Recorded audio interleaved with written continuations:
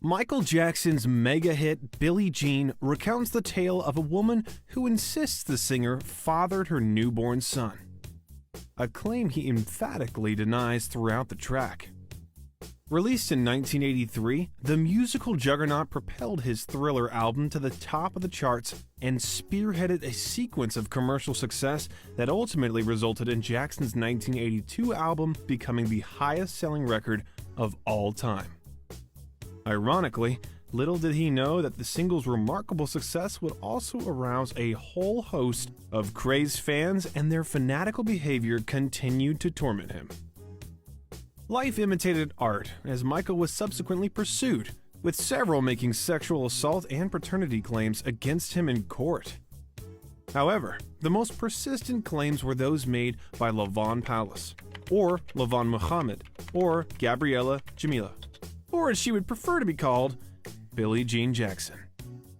A well-documented stalker of the King of Pop who made several bombshell claims against the artist, including that they had a 6-year-long affair, were secretly engaged, and named him in a $150 million triple paternity lawsuit. As he pleaded in his tormented track Billie Jean, quote, "Be careful of what you do, because the lie becomes the truth." This is the tale of Michael Jackson's real-life Billie Jean nightmare that continued to haunt him even beyond his death.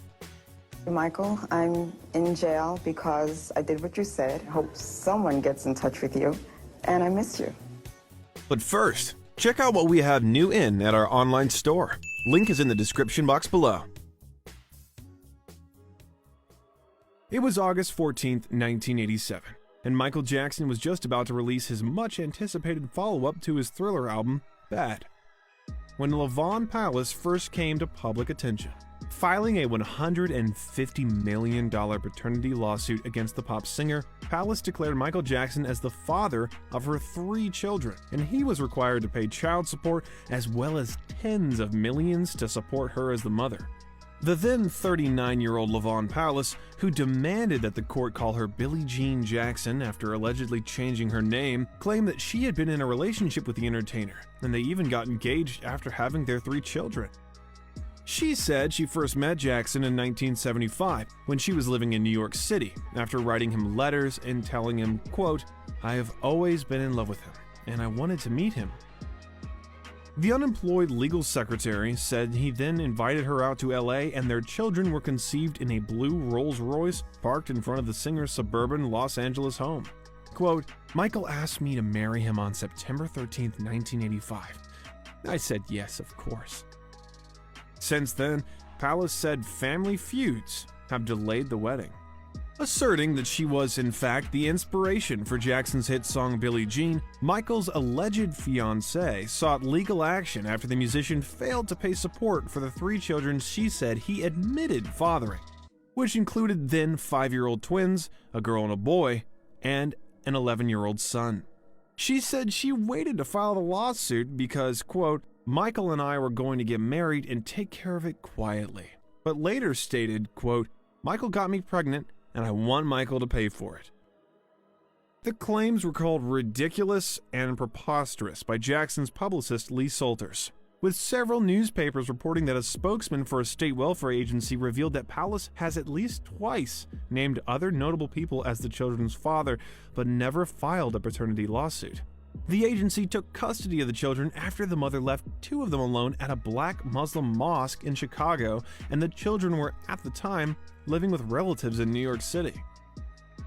However, this wasn't Jackson's first legal run-in with the Billie Jean imitator, as during the paternity lawsuit, it was made known in court that Palace had been harassing Jackson for over 4 years now. Suffering from delusions and believing she was engaged to marry Jackson, Palace represented herself as his fiancée and instructed clerks at fashionable Ventura Boulevard boutiques to bill him for clothing she intended to purchase. She would also persistently loiter near Jackson's secluded estate in Encino.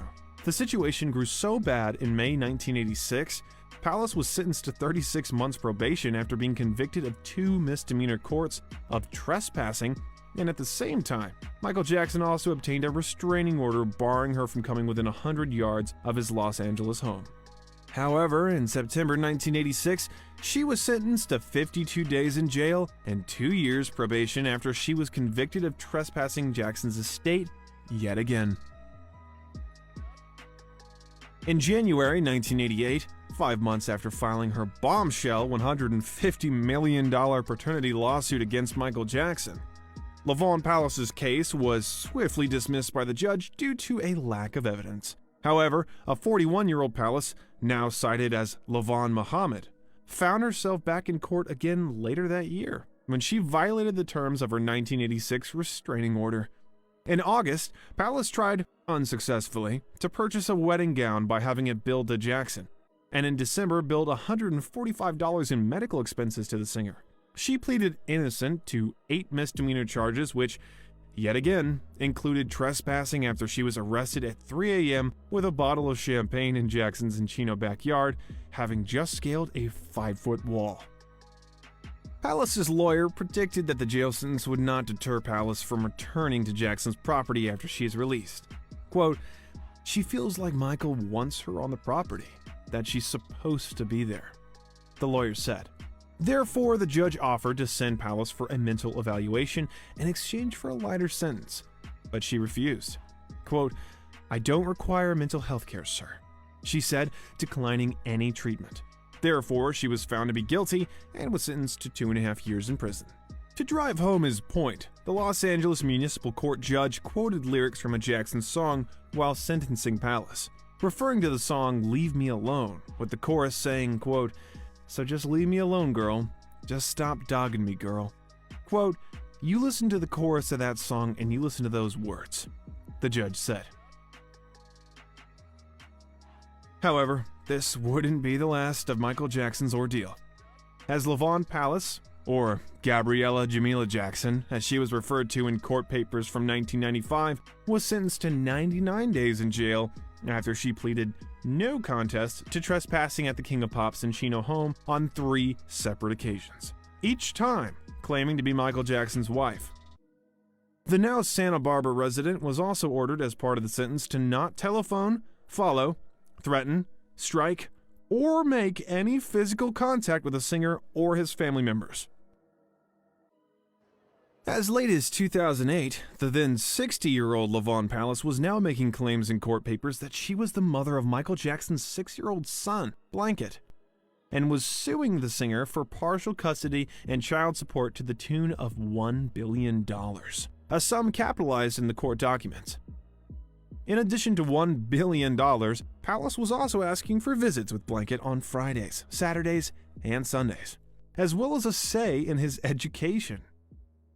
In court, it was revealed that Palace was yet again arrested for attempting to scale the fence at Jackson's Neverland Ranch after she demanded to be let in, claiming to be Jackson's wife. In November 2009, several months after Michael Jackson's untimely death, LaVaughn Palace went to court for this claim. "What proof can you show me you're the mother?" said the judge. Quote, "I was pregnant, and Michael took him. If we took DNA tests, that would prove it. I'm the mother," she said. Quote, "I'm Michael's wife. There was a marriage on May 1986. I don't want to tell you in open court about it because it sounds like a miracle. Michael sings to me on his album." In tears, Palace stated in court, quote, "They stalked me. The police would threaten me. Michael's family threatened me and had me arrested." The judge declared she hadn't shown him a biological connection to Blanket, denied her petition to court, and subsequently suggested she seek psychiatric help. Palace reportedly stood silently for a moment, absorbing the news that her moment in the sun was over. The light in her eyes went out. She had lost more than $1 billion. Thanks for watching. Watch more videos on the personal life and career of the King of Pop, and check out our online store for our original MJ inspired